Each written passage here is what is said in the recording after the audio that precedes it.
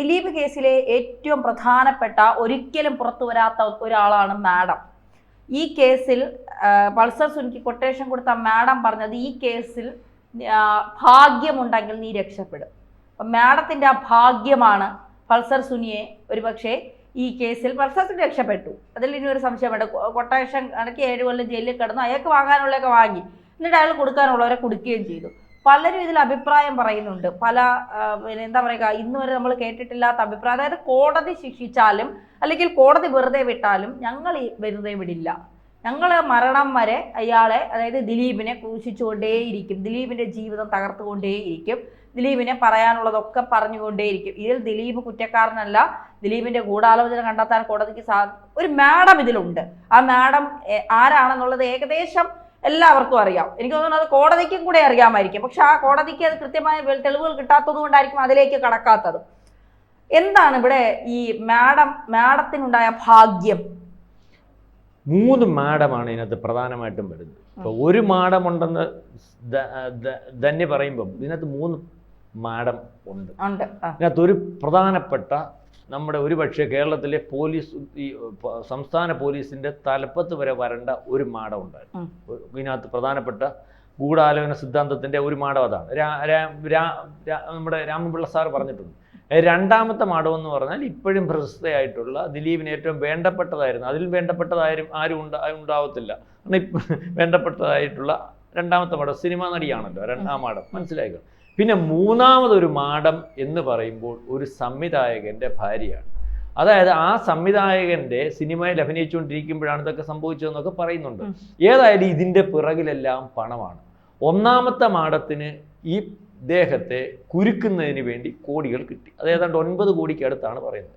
ഇതിനകത്ത് ഇരയെന്ന് പറയുന്ന ആൾക്ക് ഈ പറയുന്ന ദിലീപുമായിട്ട് ദീർഘകാലത്തെ ബിസിനസ്സും മറ്റു കാര്യങ്ങളുമൊക്കെ ഉണ്ടെന്ന് പറയുന്നു. ഇപ്പോഴും ഏതാണ്ട് 60 കോടി രൂപയുടെ വസ്തു എഴുതി കൊടുക്കാൻ ദിലീപിനുണ്ടായത്. വസ്തു ഇടപാട്, റിയൽ എസ്റ്റേറ്റ് ഇടയ്ക്ക് വെച്ച് സിനിമാ നടന്മാർ വരെ റിയൽ എസ്റ്റേറ്റാണ് പലരുടെയും പേരിൽ ഇങ്ങനെ നടത്തുന്നതിൻ്റെ കൂട്ടത്തിൽ ഇവരുടെ പേരിലുണ്ടായിരുന്നു, ഇവർ എഴുതി കൊടുത്തിട്ടില്ല എന്നൊക്കെ പറയും. മൂന്നാമത്തെ മാഡം എന്ന് പറയുന്നത് ഈ പറയുന്ന ഈ നമ്മുടെ ഈ പ്രശസ്തമായിട്ടുള്ള നടി, മൂന്നല്ലിപ്പം ഇടയ്ക്ക് വന്നത് മാഡത്തിനകത്ത് വരുന്നില്ല, ഗൂഢാനുസത്തിനകത്ത് വരുന്നില്ല. രണ്ടാമത്തെ മാഡം എന്ന് പറഞ്ഞാൽ സിനിമാ നടി. അവർക്ക് അവരുടെ ജീവിതത്തിനുമായി ബന്ധപ്പെട്ട് അല്ലെങ്കിൽ അവരെ ചതിച്ചു, അല്ലെങ്കിൽ അവരെ വഞ്ചിച്ചു. സ്ത്രീകൾക്കുള്ള പ്രശ്നം അറിയാമല്ലോ. അല്ലെങ്കിൽ സ്വന്തം ഭർത്താവിന് വേറെ ആരോണ്ട് ബന്ധമുണ്ട്, ആ ബന്ധം പറഞ്ഞപ്പോൾ അയാൾക്കൊരു പണി കൊടുക്കണമെന്ന് നോക്കിയിരുന്നു. അപ്പോൾ ഒരവസരം കിട്ടിയപ്പോൾ അവർ പണി കൊടുത്തു. ഇനി മൂന്നാമത്തെ മാഡം എന്ന് പറയുന്നത് ഈ പറയുന്ന സംവിധായകൻ്റെ ഭാര്യയാണെന്ന് പറഞ്ഞാൽ അവർക്കുള്ള കുഴപ്പമെന്ന് പറഞ്ഞാൽ അവരുടെ ഒരു മോനുണ്ട്. പുള്ളി ഇങ്ങനെ അത്യാവശ്യം ബീഡിയും വലിച്ച് നടക്കുന്ന ആൾ, തലമുടിയും വളർത്തി ബീഡിയും വലിച്ച് നടക്കുന്ന ആൾ. സംവിധായകനാവണമെങ്കിൽ അത് വേണമെന്ന് അവൻ്റെ വിചാരം, തലമുടിയും ഇപ്പം ആണ്. അപ്പോൾ അവനെ കൊണ്ട് അവൻ ഈ പറയുന്ന അതിജീവിത എന്ന് പറയുന്ന ആളുമായിട്ട് ബന്ധം ഉണ്ടെന്ന് പോലും, എന്നിട്ട് ഇവനെ കല്യാണം കഴിപ്പിച്ചു പോലും. ഇവൻ ഈ കല്യാണം കഴിച്ചത് പോരാഞ്ഞ് ഇവിടുന്ന് പറക്കി കിട്ടി അങ്ങ് ഗോവയിൽ പോയി.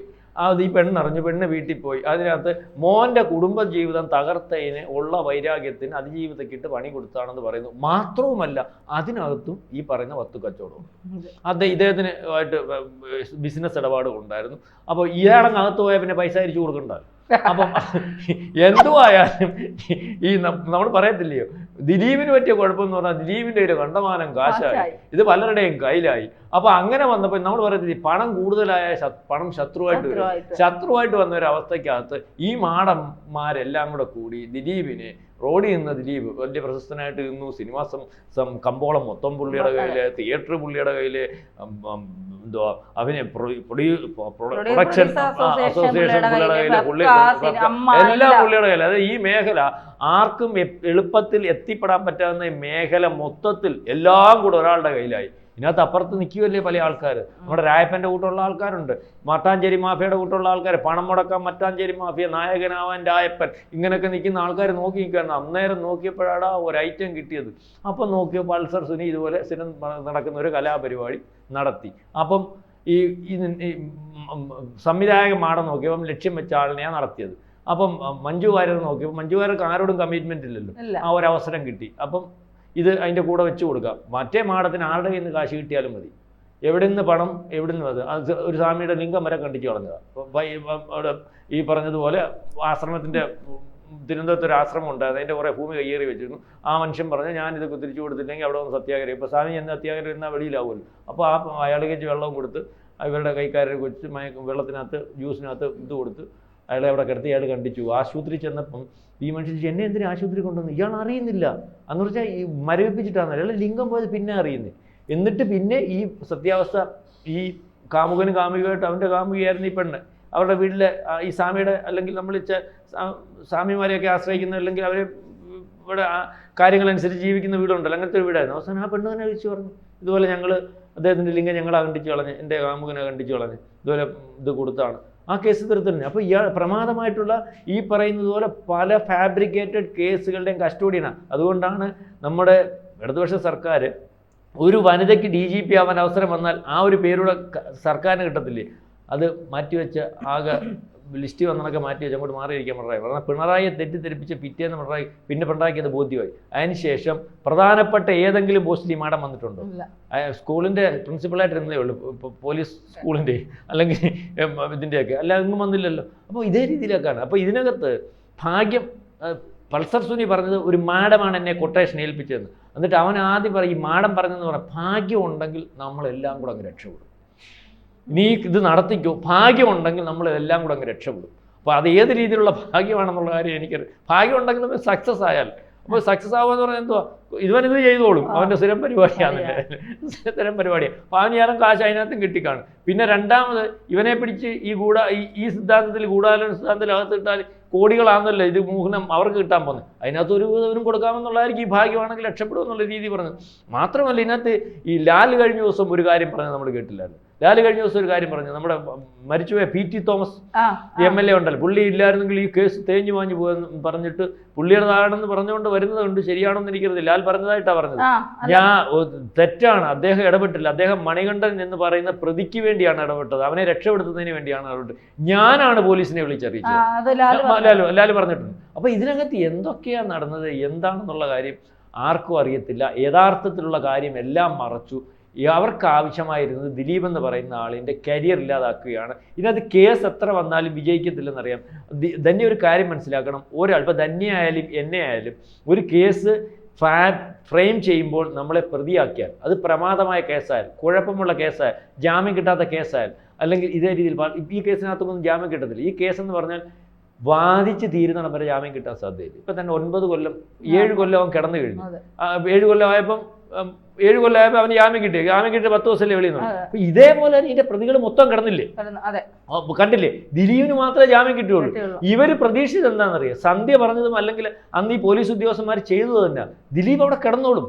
7 കൊല്ലം 8 കൊല്ലം ഒരുത്തൻ ജയിലിൽ കിടന്നാൽ നമ്മൾ മനസ്സിലാക്കേണ്ട ഒരു കാര്യമാണ്, ഈ പറഞ്ഞ റിമാൻഡ് കാലാവധിയിൽ ജയിലിൽ കിടന്നപ്പോൾ പോലും ദിലീപിനെ ശ്രീലേഖ IPS ചെന്നില്ലായിരുന്നെങ്കിൽ മരണപ്പെടുമെന്നുള്ള അവസ്ഥ വന്നാൽ, കൃതമായ ക്രിമിനലുകളുള്ള അല്ലെങ്കിൽ ഈ പറയുന്ന പൂജപ്പുര കണ്ണൂർ ക്രിമിനൽസ് ഉണ്ട്, നമ്മൾ ഈ സൈക്കോ ക്രിമിനൽസ് ഉണ്ട്. അവിടെ അതിലോട്ട് ഒന്നും അറിയാതെ 2 ദിവസം സെല്ലോട്ട് ഇട്ട് കൊടുത്താൽ മതി, അവരവിടെ വെച്ച് ഇടിച്ചു കൊല്ലും. ഇയാളെ കൊല്ലാൻ പറ്റും. ആ പോട്ട് കൊല്ലണ്ട, അയാൾ അവിടെ കിടന്നു പോകാനുള്ള അവസ്ഥ എന്തെന്നറിയോ, അയാൾ ഇതെല്ലാം നശിച്ചു പോകത്തില്ലേ? ആര് നോക്കും? ഈ ഫീൽഡിൽ നിന്ന് തന്നെ ഔട്ടായി പോകത്തില്ലേ? ഇയാളിപ്പോൾ വെളിയിൽ നിന്നുകൊണ്ടല്ലേ ദിലീപ് പിന്നെ ഒന്നും പടം വിജയിച്ചില്ല, ലൈവായിട്ട് നിൽക്കുന്നുണ്ടല്ലേ. അല്ലെങ്കിൽ ഈ ദിലീപ് എന്ന് പറയുന്നത് സ്ഥാനത്തെ തീർക്കാൻ പറ്റും. അതുകൊണ്ടാണ് ഇതിൻ്റെ പുറകിൽ ഇത്രയും ഗൂഢാലോചന നടന്നത്, കോടികൾ ഒഴുകിയത്. അതായത് ഇത് കഴിഞ്ഞപ്പോഴത്തേന് ഈ ഇൻഡസ്ട്രി കയ്യിലടക്കുന്നതിന് വേണ്ടി, പിടിച്ചടക്കുന്നതിന് വേണ്ടി മട്ടാഞ്ചേരി മാഫിയ, മറ്റു മാഫിയ, ഇതിൻ്റെ ആൾക്കാരെല്ലാം കൂടെ ഇയാളെ അവിടുന്ന് ഇവിടുന്ന് എല്ലാം ഒഴിവാക്കിയിട്ട് പിടിച്ചെടുക്കുന്നതിന് വേണ്ടി ഇത് ലൈവായിട്ട് നിർത്താം. തിരിച്ചു വന്നാൽ ഇവൻ്റെ കിട്ടും, ലൈവായിട്ട് നിർത്തുന്നു. കേസ് വിധിച്ചതിന് ശേഷവും ഈ പറയുന്നത് ലൈവായിട്ട് നിൽക്കുമല്ലോ. അതുപോലെ പാർവതി തിരുവോത്തും എന്ന് പറയുന്ന സാധനം ഉണ്ട്, അറിയത്തില്ല. കഴിഞ്ഞ ദിവസം ഇളവ് ഭാഗ്യലക്ഷ്മിക്ക് ശേഷം പാർവതി തിരുവോത്തും രംഗത്ത് വന്നിട്ടുണ്ട്. ഇത് വിധി ഞാൻ അംഗീകരിക്കുന്നത്. ഇവരെന്തിനാ വിധി അംഗീകരിക്കുന്നത്? ഇവർ വിധി അംഗീകരിച്ചില്ലായിരുന്നു, ഭാഗ്യലക്ഷ്മി അംഗീകരിച്ചു. റോഡിൽ നിന്ന് ഒരു കോടതിയിലെ മജിസ്ട്രേറ്റ് വന്നപ്പം എണീറ്റ് നിന്ന് തൊഴിലെന്ന് പറഞ്ഞാൽ അംഗീകരിച്ചു. ഇതുപോലെ കുറേ എണ്ണം അംഗീകരിക്കേണ്ട, ഇവർ അംഗീകരിച്ചില്ലേ? ഏതെങ്കിലുമൊക്കെ സിനിമയ്ക്കകത്ത് ഏതെങ്കിലുമൊക്കെ വേഷം ആരെങ്കിലും സംവിധായകന്മാർ കൊടുത്ത് 10 പേര് അറിയുമ്പോഴത്തേന് ഇവരൊക്കെ അങ്ങ് രാജ്യത്തിൻ്റെ പ്രധാനമന്ത്രിയും ചീഫ് ജസ്റ്റിസും ഉപരാഷ്ട്രപതിയെക്കാട്ടിലൊക്കെ മേളിലങ്ങ് ഇരിക്കുക. മനസ്സിലായില്ലേ? ഞാൻ അംഗീകരിക്കുന്നില്ല. അതിജീവിതയ്ക്ക് ഇവർ ആരുടെയും കൂടെ ഒന്നും അതിജീവിതയ്ക്കൊപ്പോ അതിനപ്പുറത്തെ ജീവിതയ്ക്കൊപ്പോ ഏത് ജീവിതയ്ക്കൊപ്പം നിന്നാലും എന്തോ ഇവർ അംഗീകരിക്കുന്നില്ലേ? ആര് ഇവരെ അംഗീകരിക്കുന്നു? ഫെമിനിസ്റ്റ് ആയാലും ഏത് ഇനിസ്റ്റ് ആയാലും നമുക്കെന്തോ ഇവർ അംഗീകരിച്ചില്ല. ആർക്കാണ് ഇതാണ് ഇന്നലെ തൊട്ട് പറഞ്ഞിട്ടുണ്ട്. എന്നാൽ ജഡ്ജി ഒന്ന് പറഞ്ഞു നോക്കിയിട്ട് പാർവതി തുറത്ത് പാർവതി എന്ന ജഡ്ജി എന്ന് പറഞ്ഞിട്ട് ഇവർ ഇതുവരെ എനിക്കറിയത്തില്ല ഇവരെ അരങ്ങിയിരിക്കുന്നു, ഇതിനെയൊക്കെ ആരങ്ങിയിരിക്കുന്നുള്ള ഇവരെ മനസ്സിലാക്കുന്നില്ല. ഇവരെ പിന്നെ ആരെങ്കിലും പറഞ്ഞു കഴിഞ്ഞാൽ സിനിമാ നടിയാന്നുള്ള രീതിയിൽ ഇത് ഇതിനകത്ത് വരും. മാത്രമല്ല ഇതൊക്കെ പറയുമ്പോഴത്തേന് കൂടുതൽ കിട്ടും, പിന്നെ ഇച്ചിരി പൈസയും കിട്ടും. നമുക്കറിയാമല്ലോ പൈസ ഇതിന്റെ പുറകിൽ, ഈ പറച്ചിലിന്റെ പുറകില് അല്ലാതെ നീതി ന്യായോ മറ്റേത് മറിച്ചൊന്നുമില്ല. വേടന്റെ അതിജീവിതയ്ക്ക് കുഴപ്പമില്ല, ഈ പറയുന്ന പോലെ ഈ ഫോൾഡറിനകത്ത് കിടന്ന മറ്റതിജീവിതന്മാർക്കൊന്നും കുഴപ്പമില്ല, ഈ മാങ്കൂട്ടത്തിൽ അതിജീവിതമാർക്ക് കുഴപ്പമില്ല, മറ്റ് പലരുടെയും അതിജീവിതമാർക്ക് കുഴപ്പമില്ല, റോഡിലിട്ട് കുഞ്ഞുങ്ങളെ പീഡിപ്പിച്ചാൽ കുഴപ്പമില്ല, പ്രശ്നം ഉണ്ടായ കുഴപ്പമില്ല. ഈ ഒരു അതിജീവിതയ്ക്ക് ഭയങ്കര പ്രശ്നമാണ്. എന്നാൽ അതിജീവിതയ്ക്കോ ഒരു പ്രശ്നവും. മനസ്സിലായില്ല, ഇവർക്കൊക്കെയാ പ്രശ്നം. അവരുടെ രീതിയും കാര്യങ്ങളും ഒക്കെ ഉണ്ട്, അവർക്കൊരു പ്രശ്നമുണ്ടെന്ന് എനിക്ക് തോന്നുന്നില്ല.